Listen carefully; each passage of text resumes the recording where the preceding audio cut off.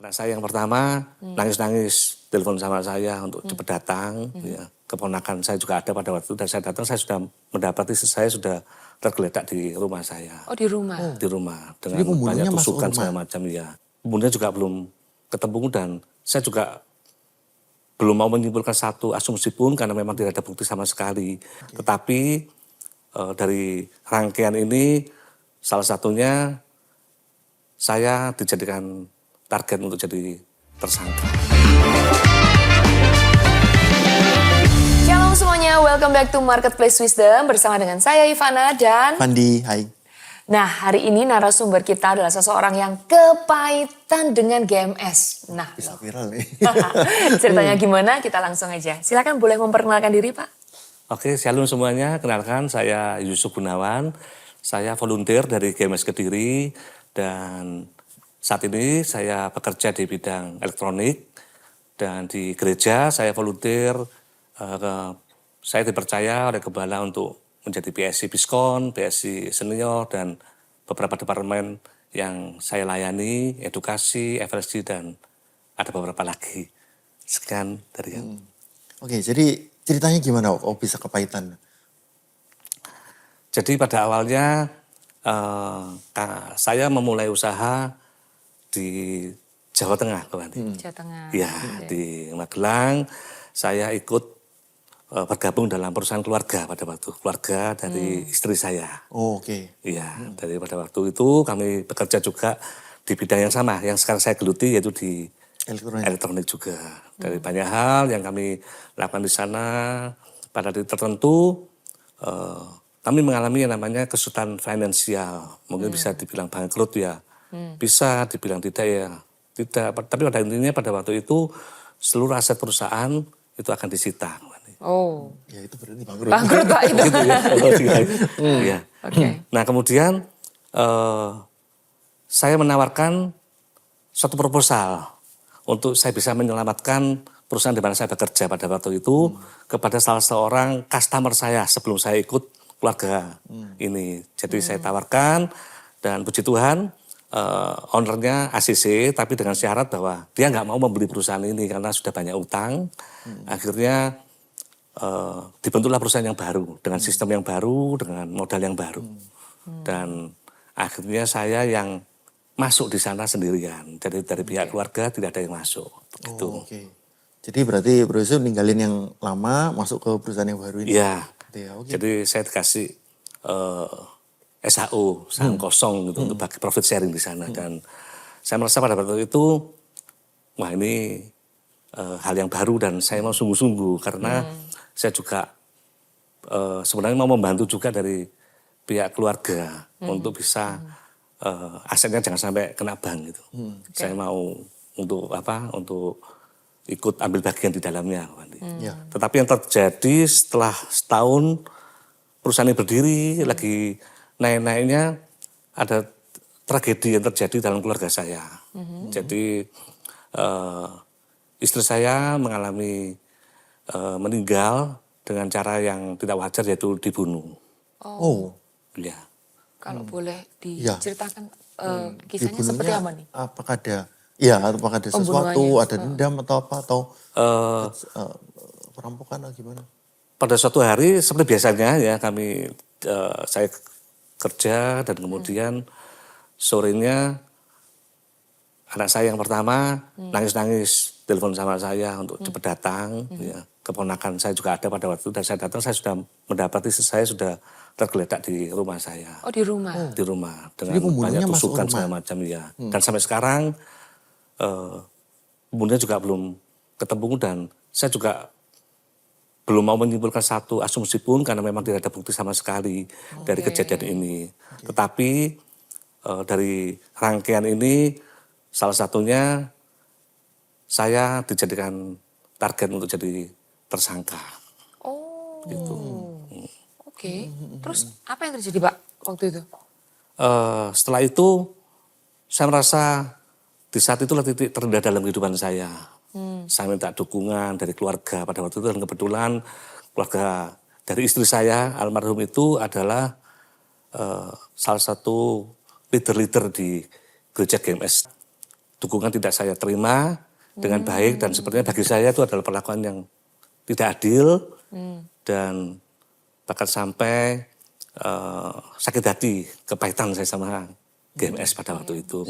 Karena apa? Karena pada waktu itu juga saya juga ada beberapa yang kenal dengan leader-leader yang di pusat juga gitu, dan juga tidak memberikan dukungan bagi saya. Akhirnya saya memutuskan untuk keluar dari GMS pada waktu itu. Oke. Saya kemudian berjemaat di gereja yang lain sampai pada titik tertentu sekitar 2-3 tahun saya memutuskan untuk memulai kehidupan yang baru. Karena saya melihat bahwa di kota kami pada waktu di Magelang nggak terlalu besar. Jadi apalagi kasus itu cukup viral pada waktu itu dan saya merasa terhakimi kalau kemana-mana gitu. Saya ke mall terhakimi. Karena pernah dijadiin tersangka dan, itu ya ya. suaminya. Jadi saya merasa bahwa saya harus pindah nih. Saya harus cari kehidupan yang baru di kota yang baru untuk memulai suatu kehidupan yang baru dalam kehidupan saya. Kemudian saya bernasar sama Tuhan pada waktu itu. Saya bilang, Tuhan kalau rumah saya yang buat yang tempat kejadian tadi laku Tuhan, karena memang nggak gampang kan jual rumah seperti itu kan. Ya. Nanti modalnya saya pakai untuk beli rumah di Kota Baru. Di Kota Baru. Itu nggak gampang ya. Jadi sekian tahun kemudian dan pada titik tertentu tahun 2015 rumah saya laku. Dan yang belinya pun juga pemilik dari rumah yang saya kontrak. Ternyata Tuhan luar biasa itu. Iya. Dan akhirnya saya memutuskan pindah ke kota Kediri. Jadi bersama anak pindah ke Kediri ya? Jadi ada keluarga di Kediri, dia cari tempat yang cocok seperti yang saya mau, akhirnya saya memulai usaha di sana. Tapi saya akui bahwa saya keluar dari kota Magelang, saya belum beres dengan GMS. Saya sakit hati dan pahit dengan GMS. Jadi pada waktu saya ke Kediri, salah satu gereja yang saya hindari adalah GMS. Oke, sebelumnya, tapi secara bisnis gimana Pak? Dari tadi yang dengan investor yang di Magelang, begitu pindah ke Kediri, itu di bidang yang sama? Di bidang yang sama, jadi... atau diterusin aja Pak? Perusahaan yang sama perusahaan berarti? Yang sama. Perusahaannya beda, saya kalau di Magelang kan ada investor ya. Kalau di Kediri saya ownernya, saya mulai yang baru. Cuman karena memang ini investor yang baik. Sampai sekarang pun kami tetap berhubungan dengan baik. Jadi saya pada waktu pindah ke Kediri, semua produk-produk pun saya berusaha untuk berbeda brand. Supaya saya gak berbenturan nanti pada waktu kami ketemu di lapangan. Saya menghargai hal itu semua. Gitu. Terus gimana Pak, mau mulai... Kan terus terang mungkin usia juga nggak muda lagi kan. Begitu pindah ke Kediri, apa yang dilakukan? Awal-awal adalah masa-masa di mana masa berdarah-darah Fadi. Jadi kami keliling, saya bergumul sampai saya nangis di hotel. Saya katakan, Tuhan kalau seperti ini terus nanti saya itu bisa bangkrut Tuhan. Karena persaingan ketat Fadi. Modal kami sangat terbatas. Jadi kami bersaing dengan yang sudah settle ya, sudah nyaman di bidangnya itu sangat berat. Kami kalah harga, kami kalah segalanya. Jadi saya sungguh-sungguh mengandalkan Tuhan pada waktu itu untuk Tuhan berkati dan bisa memenangkan setiap persaingan di kota-kota di mana saya berkeliling pada waktu itu ke Fandi. Seperti itu. Jadi home base-nya di Kediri tapi tetap kelilingan gitu? Iya, cuman kota-kota sekitar aja pada waktu itu. Iya. Nah balik ke GMS tadi Pak. Iya. Apa yang terjadi ini di Kediri ini? Nah itu masalahnya, itu adalah titik di mana saya merasa bahwa saya belum selesai dengan GMS. Suatu kali... Tapi masih menghindar ya pada waktu itu? Menghindar, saya masih ingat pada waktu itu... Ke gereja lain lagi nih berarti ya? Gereja lain lagi, jadi pada waktu itu saya masih ingat di Kediri awal-awal tuh sempat ada acara dengan Pastor Philip. Ya, dinner with Pastor Philip gitu kan. Saya melihat logonya saya nggak mau. Saya sudahlah itu masa lalu lah, sudahlah. GMS. Gimana GMS gak apa yang menyakiti hati saya gitu kan. Tapi dalam jalan waktu tiba-tiba pada pas akhir tahun kalau nggak salah 2018 itu gereja di mana saya berjemaat pada waktu itu ya saya kan ada komunitas grup ya. Nah salah satu leadernya tuh ngirim sesuatu, ini loh ada seorang hamba Tuhan dapat sesuatu buat tahun depan. Nah saya kan tertarik, saya klik lah itu, ini kan kok Philip. Ya. Tapi saya dengarkan ya, hati saya sudah deg-degan itu. Tuhan, saya itu mau tak tutup ya berdosa. Akhirnya saya dengarkan sampai akhir gitu. Setelah saya selesai, hati saya mulai bergejolak gitu loh.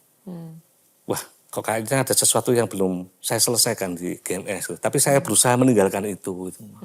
Kemudian gak berapa lama, grup keluarga saya, adik saya ngirim juga. Dengerin nih, kok Philip dapat sesuatu gitu. Duh, saya bukan kok Philip lagi. Kok menyebar di mana-mana ini, kok bukan dari GMS tapi dari orang-orang yang di luar GMS gitu. Saya minta sama Tuhan, Tuhan apakah benar sih harus kembali lagi ke GMS? Saya nggak gampang Tuhan karena saya masuk dengan luka hati, saya katakan seperti itu. Dan saya minta tanda satu sama Tuhan lagi. Tuhan kalau ada yang ngirim video ini lagi Tuhan, berarti tandanya saya harus kembali ke GMS. Dan ternyata ada yang ngirim satu lagi. Duh, kok lagi? Sama. Saya gumuli sungguh-sungguh karena itu nggak gampang bagi saya. Tapi Tuhan janji kalau kau kembali nak, sama seperti si bungsu yang kembali. Ku kembalikan jubah-jubahmu semuanya dan kau akan berjalan dengan visi yang baru. Dan akhirnya saya melangkah sungguh-sungguh. Saya nekat pada waktu itu dan saya pikir gak semua orang tahu kok masalah saya. Nanti yang penting pada waktu welcome home saya gak angkat tangan selesai. Ya udah tahu ini. Udah tahu triknya. Udah tahu triknya Yang penting saya GMS. bilang Tuhan yang penting saya berjemaat. Saya gak mau pelayan, gak mau apa ya. Pokoknya saya nurut Engkau Tuhan. Karena kau nyuruh ya tak selesaikan Tuhan. Aku mau kok Tuhan, saya ke sana. Dan pada waktu ibadah yang pertama, saya gak angkat tangan dan segala macam, saya aman lah ya. Tiba-tiba greeternya itu bilang bahwa minggu depan itu akan dilayani oleh seorang leader yang bermasalah dengan saya. Oh. Yang membuat saya sakit hati. Oke. Saya tuh kaget, Tuhan kok begitu cepat menjadikan ini. Kehadiran yang pertama minggu depannya Langsung. Oh. Dan kemudian setelah selesai ibadah, pada waktu masih ada warta ya kalau nggak salah ya, ada informasi tentang CG-CG itu, saya langsung hubungi CG-CG yang ada. Dari banyak CG ada berapa, 6 kalau nggak 7 waktu itu, saya lupa. Semuanya nggak membalas pada awal. Dan kemudian saya pikir ya Tuhan selesai ya Tuhan ya. Belum tentu saya datang loh Tuhan, nanti nunggu ini hamba Tuhannya ini pulang, saya baru datang lagi, enggak apa-apa lah Tuhan, nanti kan bisa, baru pertama kali.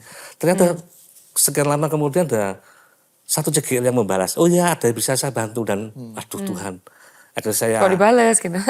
dibalas dan saya mau ikut CG, temannya di mana gitu. Dan puji Tuhan saya di sana saya didoakan. Iya, saya didoakan, saya butuh kekuatan, saya didoakan. Saya percaya CG memang tempat kita bisa menemukan komunitas yang sehat di sana.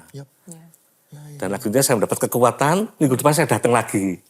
Ketemu dengan Ibadah lagi ibadah di dengan- leadernya itu ya. Iya, saya jadi takut, saya lihati pada waktu beliau berkhotbah kok melihat saya lihati, saya berusaha untuk menutup diri dan setelah selesai saya pulang dan bersalaman. Saya nggak mengenalkan diri dan saya menunduk pada waktu itu, tetapi pada waktu saya dijabat tangan dan beliau melihat saya dengan tatapan dan beliau berkata, kamu Yusuf ya? Saya bilang, iya Pak Anu. Yang dari Magelang itu ya? Iya, kalau saya dirangkul. Jadi pada waktu saya dirangkul itu saya melihat bahwa, oh saya masih diterima di GMS. Setelah itu kemudian, minggu depannya lagi kalau nggak berapa lama saya langsung selesaikan masalah saya dengan GMS. Pada waktu itu saya minta atur waktu konseling dengan gembala kami, Pastor Sunggana. Saya ceritakan semuanya dan beliau humble sekali dan menerima saya sebagai anaknya. Itu awal dari pemulihan saya. Mari kita dengarkan apa isi firman Tuhan untuk episode kali ini. Saya ambil dari Kolose 3 ayat 13. Sabarlah kamu seorang terhadap yang lain dan ampunilah seorang akan yang lain apabila seorang yang menaruh dendam terhadap yang lain sama seperti Tuhan telah mengampuni kamu, kamu berbuatlah juga demikian. Jadi hal seperti ini membuat kita, jadi gini maksudnya kita ini kalau tidak jaga hati gitu ya, terkadang kita ini bisa kamir gitu. Kita bisa pengaruh menjadi pahit akan sesuatu. Gitu, apakah kita melihat bahwa oh dulu ternyata ketika saya ada dalam satu situasi tertentu orang-orang bisa menerima saya bisa berteman dan sebagainya. Tetapi sampai satu titik ternyata apalagi misalnya ada satu case yang membuat ternyata teman-teman kita yang dulunya mengasihi kita asalkan berbalik memusuhi kita. Nah di sini Paulus hendak menjelaskan bahwa ayo kita sabar dulu gitu ya. Yang kedua mari kita juga ampuni. Tuhan terkadang tidak gini, Tuhan itu sifatnya personal. Apa yang jadi urusannya Tuhan sama orang-orang itu ya udah, itu nanti urusannya Tuhan sama orang-orang itu. Tapi yang penting kita sama Tuhan beres dulu.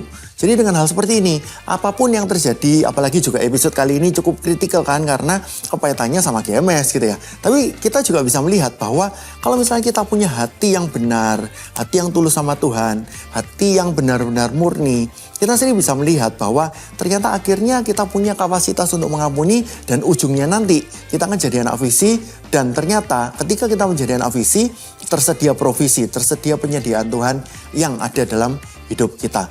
Saya tidak menjanjikan ini sebagai sesuatu formula yang pasti karena nanti akan arahnya ke teologi kemakmuran. Enggak.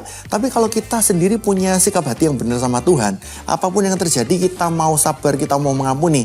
Nah di situ Tuhan akan melihat ini anakku ternyata adalah anak-anak yang benar-benar anak Tuhan yang benar-benar berkualitas. Dan di situ Tuhan akan mencurahkan berkatnya atas kita. Bersediakah kita untuk apakah kita kepahitan ke siapapun termasuk juga topik kali ini ke GMS juga. Apakah kita mau untuk mengampuni dan kita kembali misalnya untuk seperti yang bro tadi narasumber tadi katakan bro Yusuf untuk akhirnya memutuskan kembali dan akhirnya mau dianakkan, mau dimuridkan dan ujungnya nanti Tuhan akan berkati berlimpah-limpah. Tuhan Yesus memberkati. Lalu apa yang terjadi di dalam kehidupan di Kediri ini? Pasca pemulihan terjadi gitu ya. Setelah pemulihan terjadi, mulai dari leader, kemudian hamba-hamba Tuhan yang di GMS, mereka bisa home sekali sama saya dan saya merasa bahwa, oh, this is my home. Gitu. Dan saya bilang sama Pastor Sunggana pada waktu itu, saya mau dedikasikan hidup saya di sini.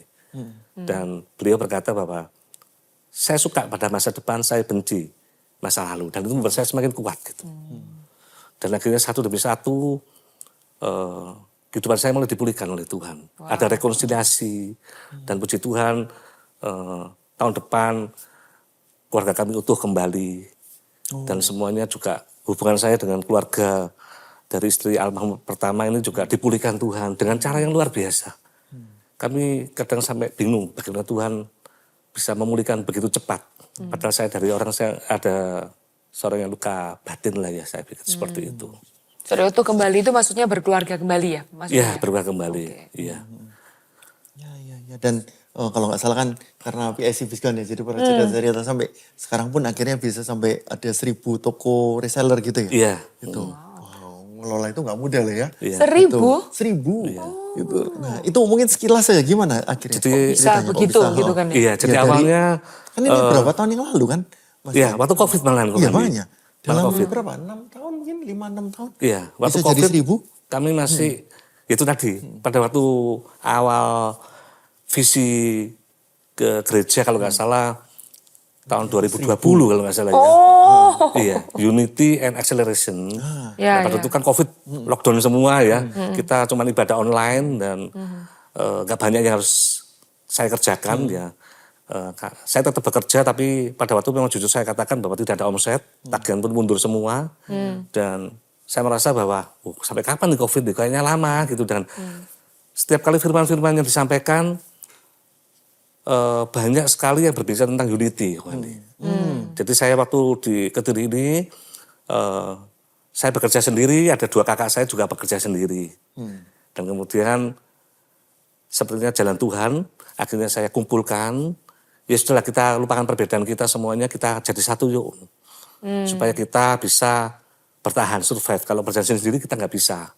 Dengan sama kakak? Kakak, iya. Ada jadi temanya Gereja Unity ini sampai ke bisnis akhirnya mau di Unity juga dengan saudara ya? Iya, dan kemudian setelah selesai kami berbicara tentang hak dan kewajiban masing-masing ya. Kemudian saya juga belajar untuk Unity sama karyawan-karyawan pada waktu itu. Jadi saya kumpulkan karyawan-karyawan, saya bagi sharing, ya. Saya katakan bahwa COVID ini kita nggak pernah tahu kapan selesai, ya. Kalian tinggal pilih gaji kalian dipotong, atau teman kalian satu persatu harus dirumahkan karena perusahaan nggak ada apa-apa sama sekali. Atau yang ketiga, kalian mau nggak tetap bekerja seperti biasanya, tetap keliling aja ke toko-toko kalian. Kami pun akan memberikan contoh buat kalian bahwa kami juga mau berangkat. Kami akan membuka lahan yang baru, kota-kota yang baru, provinsi yang baru. Mungkin bagi orang ini orang nekat gitu, orang COVID nggak boleh kemana-mana. Tapi saya percaya kalau memang ini jalan Tuhan pasti terjadi gitu. Dan banyak hal yang kami alami pada waktu itu selama COVID tahun 2020, omset kami meningkat 2-3 kali lipat. Bagi saya itu mujizat yang besar karena sekali lagi kami kan bekerja di bidang sound system. Gitu. Sepertinya kan pada waktu itu dekat aja nggak boleh, orang sama orang aja nggak boleh. Terus undangan juga nggak boleh, semua pagelaran juga dilarang. Tapi kami nggak pernah tahu barang itu selalu habis. Gitu. Yang beli siapa nggak tahu. Nggak tahu. Pokoknya datang aja bayar ya. Ada salah seorang supplier kami juga sempat tanya juga sama kita, loh omset naik terus tuh kamu jual kemana gitu. Saya katakan, Tuhan jangan tanya saya, tanya Tuhan Yesus. Saya jujur kata Tuhan Yesus karena Tuhan Yesus yang kasih sampai dia, ya beneran. Gitu.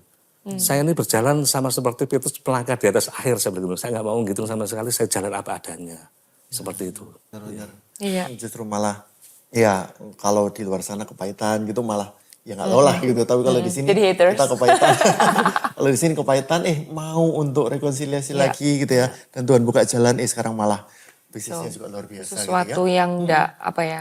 Kan seringkali orang tuh kalau sudah pahit udah buta gitu. Selesai udah memutuskan, dia salah memutuskan sih kalau menurut pendapat saya ya. Tapi saya bersyukur ada seorang teladan ya yang bisa ternyata ketika di dalam kita tuh kepahitan terhadap leader, terhadap gereja. Tapi tadi waktu ditegur Tuhan gitu ya rasanya. Ketika Tuhan ingatkan yang didengar tuh suara Tuhan.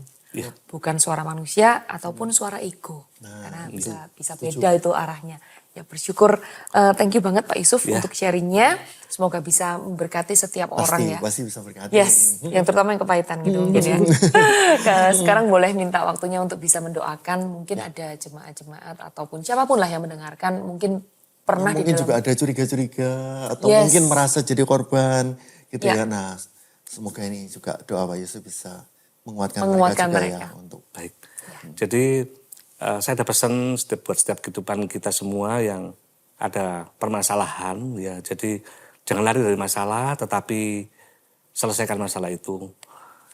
Saya sharing di sini karena saya bermasalah dengan GMS dan saya nggak menyangka saat saya rekonsiliasi dengan GMS, dengan gereja yang saya sekarang ini menjadi seorang volunteer dan seorang leader juga di sana, semua akan Tuhan tambah-tambahkan. Yang penting hati kita tetap berserah dan sungguh-sungguh hati kita bersih, hati kita murni di hadapan Tuhan, maka percaya bahwa Tuhan pasti akan menggenapi janji-janjinya dalam kehidupan kita. Amin. Jadi tetap semangat ya. Gitu. Ya. Silakan bisa mendoakan. Ya, mari kita berdoa. Tuhan, kami berdoa, mengucap syukur buat semua hal yang sudah hamba-Mu alami. Kami percaya Tuhan, di luar sana masih banyak orang-orang yang masih belum selesai dengan dirinya. Setiap anak-anak-Mu yang mengalami kepahitan, Tuhan kami berdoa dalam nama Yesus, biarlah Engkau yang memulihkan apapun, sepahit apapun yang mereka sedang hadapi. Kami percaya Tuhan, Engkau adalah jawaban. Kami rindu Tuhan pada saat Engkau memulihkan hati mereka dan mereka mau, anak-anak-Mu mau untuk terbuka dan terjadi rekonsiliasi dengan dirinya, dengan sesama, bahkan yang terutama kepadamu Tuhan, kami percaya Tuhan, Engkau yang akan terus menggenapkan janji-Mu dalam kehidupan mereka semua. Mari Tuhan, kami rindu Tuhan melalui sharing kami pada hari ini Tuhan, kami percaya Engkau terus akan memberikan yang terbaik dalam kehidupan mereka semua. Kami melepaskan berkat yang terbaik, bila semuanya turun, ada rekonsiliasi buat keluarga, teman, bisnis dan semuanya Tuhan. Kami percaya semuanya akan terjadi saat orang benar-benar sungguh-sungguh memberikan hatinya kepada Engkau Tuhan. Terima kasih, kami serahkan yang terbaik buat Engkau Tuhan di dalam nama Tuhan Yesus Kristus. Haleluya, amin. Amin. Thank you Pak Yusuf. Terima kasih. Memang zaman sekarang itu diabolos tuh paling suka punya senjata baru namanya itu prasangka. Ya, ketika ada prasangka buruk, mungkin dari hal kecil ya, lama-lama jadi curiga, kemudian jadi kepahitan sehingga sampai akhirnya ada yang bahkan memilih untuk meninggalkan gereja, or even worse meninggalkan Tuhan. Saya berdoa melalui sharingnya apa yang disampaikan oleh Pak Yusuf ini seorang narasumber yang sudah melewati hal tersebut. Saya percaya jangan pakai tangan kita sendiri untuk menutup pintu yang actually Tuhan tuh mau bukakan untuk kehidupan kita gitu. Tapi kalau kita menaruh curiga dan kita kepahitan itu seperti kita tuh menutup pintu itu, padahal Tuhan mau bukakan. Saya berdoa apabila ada di tempat ini yang mendengarkan, kalian sedang mengalami hal yang sama, yuk balik. Ya, saya percaya Tuhan itu siap menanti. Tadi kalau katanya Pak Yusuf sebagai apa? Anak bungsu ya yang Anak kembali bungsu ya. yang kembali. Yang Tuhan tuh sudah sediakan segala sesuatunya. Oke, so thank you. Semoga ya hari ini sharingnya bisa memberkati setiap yang mendengarkan dan juga pasti memberkati. boleh di-share ya. Yep. Mungkin Silakan kalau misalnya di-share. kalian tahu ada teman-teman kalian atau siapapun lah yang Anda tahu tuh sedang mengalami hal yang dulu pernah dialami oleh Pak Yusuf, kirim ke mereka. Oke.